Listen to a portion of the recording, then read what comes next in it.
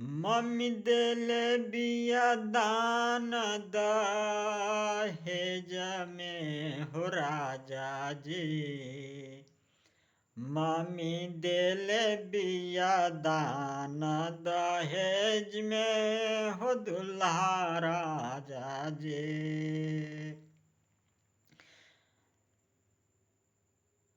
जहर के पुड़िया लेके आइल बानी हो राजा जी। जहर के पुड़िया लेके आइल बानी हो राजा जी। गवना कराई के बैठावला सास ससुर के बनावला महलिया में हो राजा जी। सास ससुर के बनावला महलिया में हो राजा जी। गौना करा के आई है दुल्हे राजा। उस दिन कहता है दुल्हन, गौना करा के आप लाए हैं, अपना घर द्वार नहीं बनाए हैं, सास ससुर के बनाए हुए घर में मुझको रखे हुए हैं, इसलिए मुझको मम्मी कही है, मम्मी जहर दी है दान दहेज में कि लो सास ससुर की जहर दे देना खाना में।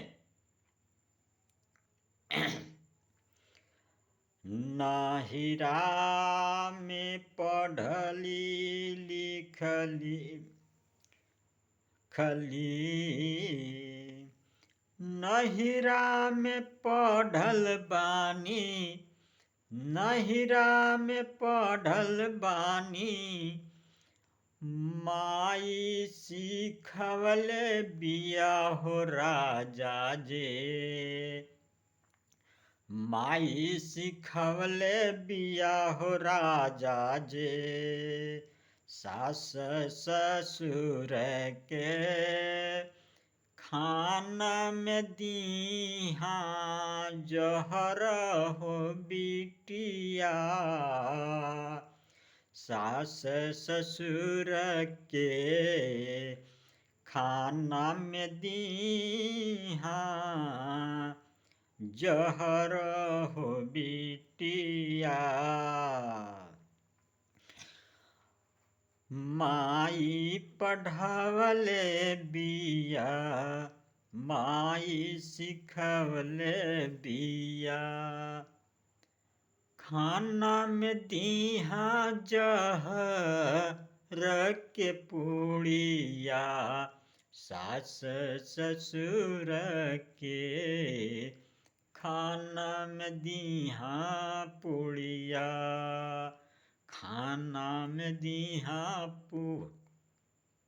पुड़िया।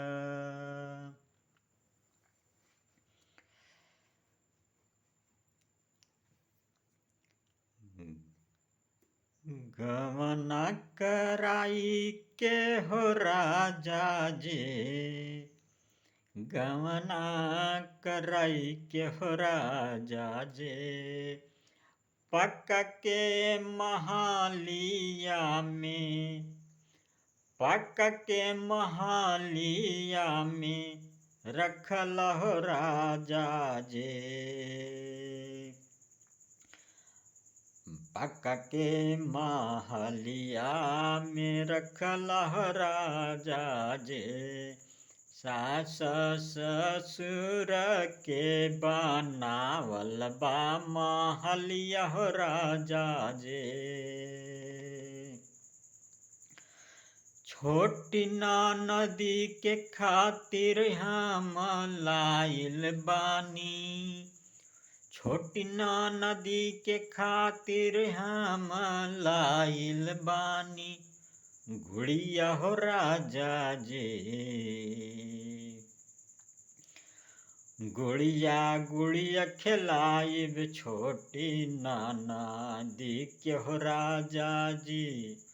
गुड़िया गुड़िया खिलाइब छोटी ननदी के हो राजा जी।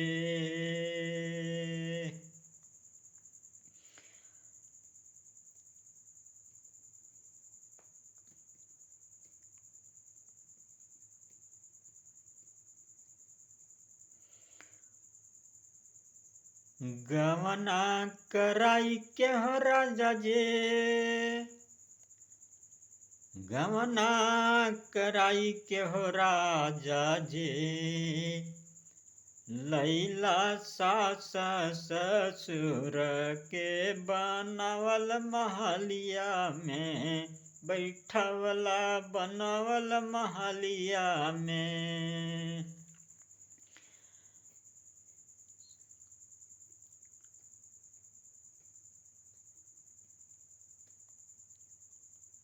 गोतनी के खातिर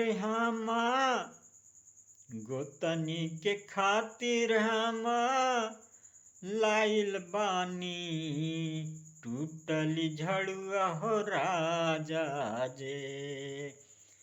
दान दहेज में लाइल बानी, टूटली झड़ुआ हो राजा जे।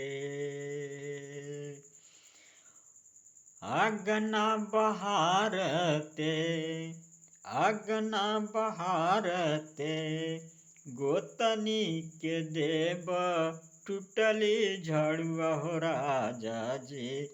गोतनी के देव टूटली झड़ुआ हो राजा जी। टूटली झाड़ुआ देखी देखी के, गोतनी लड़ी है झगड़ी है हमरा से हो राजा जी। गोतनी लड़ी है झगड़ी है हमरा से हो राजा जी। गोतनी के देव टूटले झड़ुआ हो राजा जी।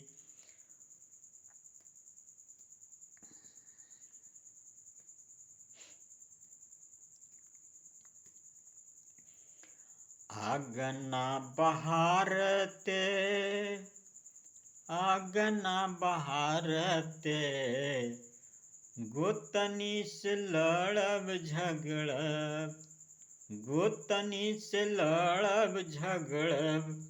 अगना बटवाई बहु राजा जे, खेत बटवाई बहु राजा जे।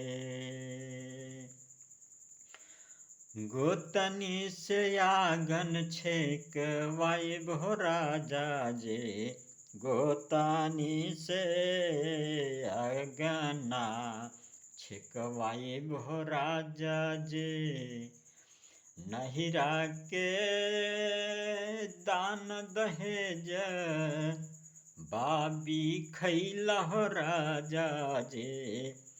नहिरा के दान दहेज बाबी खैला हो राजा जी। सास ससुर के देव जहरवा, सास ससुर के खिलाइब जहरवा।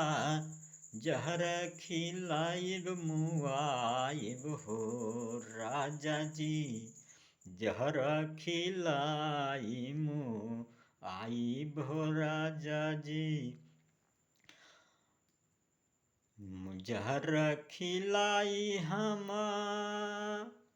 रहब घर अगनवा में, खुशहाल हो राजा जी। घर अगनवा में रहब हम खुशहाल हो राजा जी।